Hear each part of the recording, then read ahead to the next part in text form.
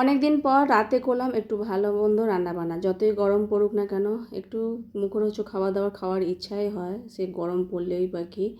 তো অনেক দিন পর আজকে রাতে করছি পরোটা। এমনিতে লুচি পরোটাই আমাদের ঘরে ফেভারিট রুটির বদলে রাতের বেলা।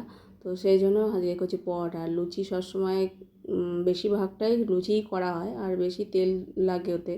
তো অত তেল খাওয়া ভালো না, তাই একটু অল্প অল্প করে তেল দিয়ে পরোটা ভাজি। আর প্রেসার কুকারের মধ্যে করে নিয়েছিলাম আলুর তরকারি, কালো জিরে ফোড়ন দিয়ে একটা শুকনো লঙ্কা দিয়েছিলাম, আর একটা কাঁচা লঙ্কা চিড়ে দিয়েছিলাম, আর কয়েকটা আলু এখন গেলে দিয়েছি, টমেটো দিয়ে করেছিলাম। ওই একটু মাখো মাখো হয়ে যাবে, আর আলু পিসগুলো একটু বড় বড় করেছি, তাই জন্যই একটু প্রেসার কুকারের মধ্যে দিয়েছি। আর তার সাথে করেছিলাম সুজির হালুয়া। সুজির হালুয়াটা করা হয়ে গেছে, এখন ওটা একটু মানে পিস পিস করার জন্য জমাট বাঁধতে দিয়েছিলাম। তারপর জমাট হয়ে যাওয়ার পর এখন প্রভুজি এটাকে বানিয়ে নিচ্ছে বরফি বরফি সাইজের। কাজু কিশমিশ দিয়ে করেছিলাম, এলাচ দিয়ে। সেই রাত্রিবেলায় সাদা মাটা রান্না, কিন্তু সুস্বাদু। এটাই আমাদের ঘরের স্পেশাল আইটেম বলতে পারো। লুচি পরোটা এগুলোই তো ভালো লাগে, রাত্রিবেলা হোক বা সকালের টিফিনে হোক। তো ওই ভগবানকে সেবা দিয়েছিলাম শশা দিয়ে, আর খুব সুস্বাদু হয়েছিল। আলু তরকারি দিয়ে খেতেও যেমন ভালো লেগেছে, আবার সুজির বরফি দিয়েও খুব ভালো লেগেছে। এটা হালুয়া, সুজির বরফিটা হালুয়াই বলে। তো হালুয়া এরকম পিস পিস করে করলে দেখতেও ভালো লাগে, পুরো সন্দেশের মতো দেখতে লাগে, খেতেও ভালো লাগে। এটা হলো নেক্সট ডে, পরের দিন ভগবানের সেবা পূজা হয়ে গেছে, আরতিও করে নিয়েছি। আর এদিকে রান্নাঘরে রান্নাও বসিয়ে দিয়েছি। রান্না করছিলাম ঢেঁড়স আলুর সর্ষে বাটা দিয়ে। কালো জিরে ফোড়ন দিয়েছি, আর আলু ঢেঁড়স একসাথে দিয়ে সর্ষে বাটা দিয়ে দেবো। আর মাখো মাখো মতো করলে হয়ে গেলে নামিয়ে নেবো। তো হয়ে এসেছে, বেশিক্ষণ সময় লাগে না। সর্ষে কাঁচা লঙ্কা বেটে দিয়েছিলাম, আর পাশে গ্যাসে এই যে ডাল সাঁতলে নিচ্ছি।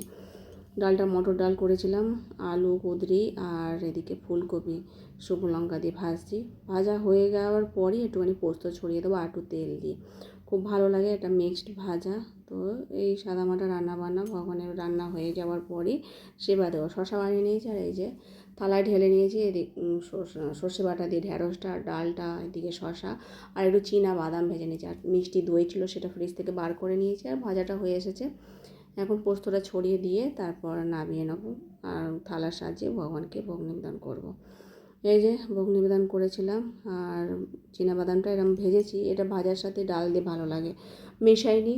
আলুর সাথে মিশিয়ে দিলে পরে এটা আবার পাওয়ার সময় নরম হয়ে যাবে। আর মুচমুচে ভাবটা রাখার জন্য আলাদাভাবে রেখেছি, আর এটাকে চাপা দিয়ে রাখতে হবে, নইলে নরম হয়ে যাবে। খুব ভালো লাগে এরকম ভাজা দিয়ে আর ডাল ভাত পেতে। তো যাই হোক, প্রথমে ঢ্যাঁড়সের ঝালটা বাছলাম, খুব সুস্বাদু হয়েছিল খেতে। তার সাথে মিষ্টি দই আর শশা ছিল। সকলে মিলে এখন প্রসাদ পাচ্ছি। সকলে মিলে মানে আমি আর প্রভুজি, গোগো আছে ঘরে।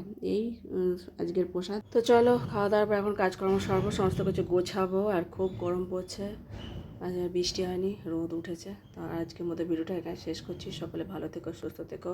হরে কৃষ্ণ।